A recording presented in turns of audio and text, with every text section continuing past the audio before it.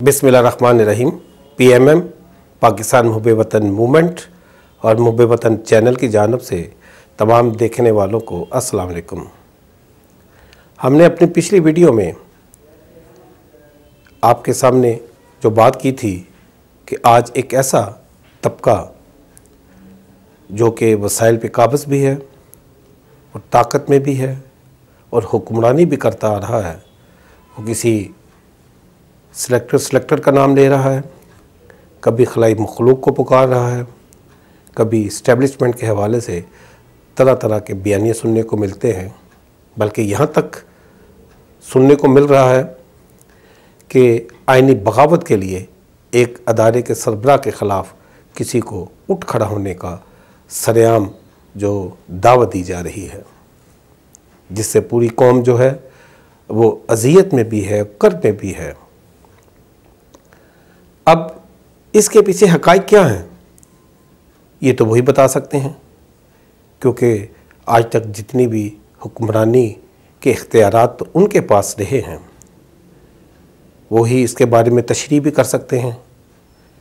जिसका वो नाम लेते हैं। और कौम तो उनसे ये सुनना चाहती है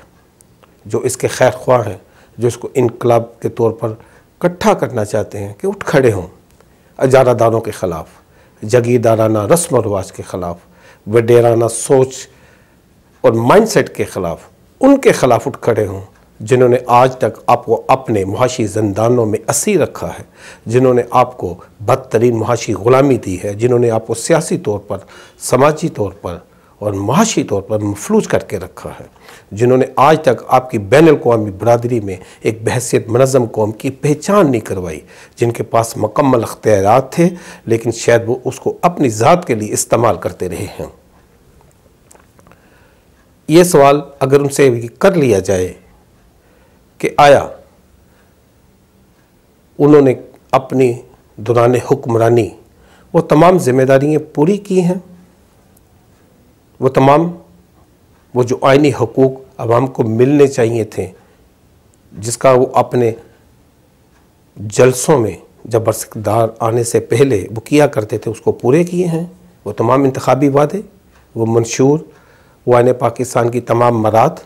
उनसे तमाम इंसानों को जो यहाँ बसते हैं उससे नवाजा है। अवाम को कभी अफलास से निकालने की कोशिश की है, कभी वो तमाम जो उनके हमारा दीन, हमारी आइडियोलॉजी और हमारी रियासत उनको हकूक़ देती है, उसके लिए कभी वो संजीदा नज़र आए। ये कुछ सवालात हैं जो कौम उनसे जानना भी चाहती है, उसके लिए सिर्फ ये बात सुनना चाहती है, क्योंकि कौम अपनी फ़ौज से पूरी तरह मुतमिन है। उसने उसके दिफा को नाकाबिल तस्खीर बना के रखा है। इसी फ़ौज ने बैनुल-अक़वामी सतह पर एक कौम की एक पहचान बना के रखी है। रियासत पाकिस्तान की एक जो आइडियोलॉजी है उसको ज़िंदा रखा है और एक एटमी एसेट्स के हवाले से तमाम दुनिया को बावर करवाया है कि पाकिस्तान एक मजबूत, मुनज़्ज़म और एक बहादुर जज्बा रखने वाली वो फ़ौज है जिसने हमेशा अपनी सिविलियन के लिए हर तरह की कुर्बानियाँ दी हैं। वो चाहे दहशतगर्दी के हवाले से हो, खुदा न खास्ता कोई आफात आ जाएं, ज़लज़ला, सैलाब या कोई भी ऐसी मुश्किल घड़ी आन पड़े, फ़ौज हमतन हर वक्त अपने शहरियों की हिफाजत के लिए, उनकी मदद के लिए मामूर होती है। और यकीनन ये एक रोल मॉडल भी है, फ़ख्र की अलामत जिसे हम कह सकते हैं, जिसने अपने अंदर चाह कर भी जो यहाँ पर बैरूनी कुव्वतों के एजेंट हैं, जो एंटी पाकिस्तान कुव्वतों के ले पालक हैं, उनके मराद याफ्ता हैं, उनके चाहने पर भी उन्हें अपने वजूद को तकसीम नहीं होने दिया, क्योंकि अपने नस्बुलैन से, अपने मंशूर से और अपने हल्फ से अच्छी तरह उसका पहरा देना जानती है। ये बात भी ज़रूर मैं कहना चाहूँगा कि रोल मॉडल के हवाले से वो किसी पंजाबी, पठान, बलोची, सिंधी, कश्मीरी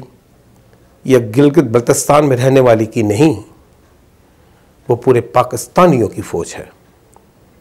वो किसी सियासी जमात की, वो Tehreek Insaf, PLMN, PLMQ, peoples party या कोई और भी सियासी जमात के वर्कर हों, वो उनकी फ़ौज नहीं, वो तमाम यहाँ पर जो इंसान बसते हैं वो उनकी, बल्कि उन अक़लियतों की भी फ़ौज है जो कि पाकिस्तान की रियासत ने उनको हुकूक दे के रखे हैं। वो रोल मॉडल इसलिए है कि ये है वो रोल मॉडल। अगर आपने दुनिया में अपने लोहे को मनवाना है तो अपने वजूद को तकसीम ना होने दें, मनज़्ज़म रहें, अपने नस्ब-ओ-लैन पे, अपने हलफ पे डट जाएं। यही रोल मॉडल मैं समझता हूँ कि शायद वो उन सिविल सुपरमेसी के जो नारा लगाते हैं उनको भी अपनाना चाहिए। अगर वो इस कौम के खैर ख्वाह हैं तो इनको वो तकसीम को ख़त्म करना चाहिए। वो तमाम जो भी यहाँ पर तहस्सुब फैला के रखा है, वो सियासी हो, वो सूबाई हो, वो ज़ात पात का हो, वो कोई भी तहस्सुब हो, उसको ख़त्म कर देना चाहिए और फिर ऐसी एक मिसाल बनकर इस कौम की तमीर नौ करनी चाहिए ताकि पूरी दुनिया में पाक फ़ौज की तरह हमारे इस माशरे को भी मुनज़्ज़म माशरा तस्लीम कर लिया जाए। क्या ऐसा मुमकिन है? क्या वो अफराद जो अपने मफादात के लिए आज रियासत पाकिस्तान से खेलना चाहते हैं, 22 करोड़ लोगों की आज़ादी के इस हक़ से उनको खुदा न खास्ता अल्लाह ना करे महरूम करने की कोशिश में है और उन बैरूनी कुव्वतों के एजेंडे में है जो कि रियासत पाकिस्तान को इंतशार के तौर पर, खलफशार के तौर पर एक नाकाम रियासत देखना चाहते हैं? यकीनन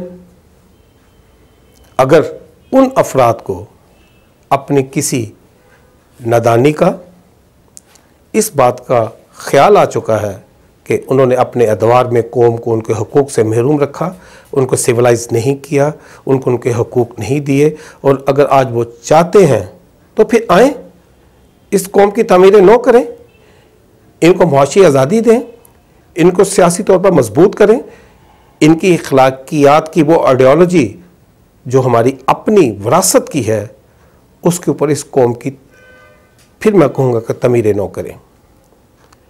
खुदा के लिए आज ग्लोबल एनवायरनमेंट बदल रहा है। आज खित्ते में मंडलाते ख़तरात और दुश्मन जो है वो किसी ना किसी तरीके से अल्लाह ना करे जो यहाँ पर नापाक अज़ाइम रखता है,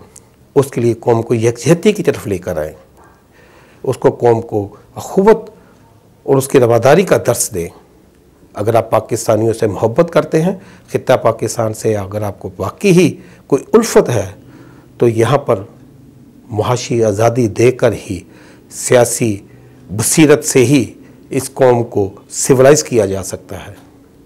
उसके बगैर शायद ऐसा मुमकिन नहीं है। तो हम उन तमाम अफराद से गुजारिश करते हैं कि खुदा के लिए इसके लिए ज़रूर सोचिएगा। अपना बहुत सारा ख्याल रखिएगा। वाखिर दुआना अल्हम्दुलिल्लाहि रब्बिल आलमीन।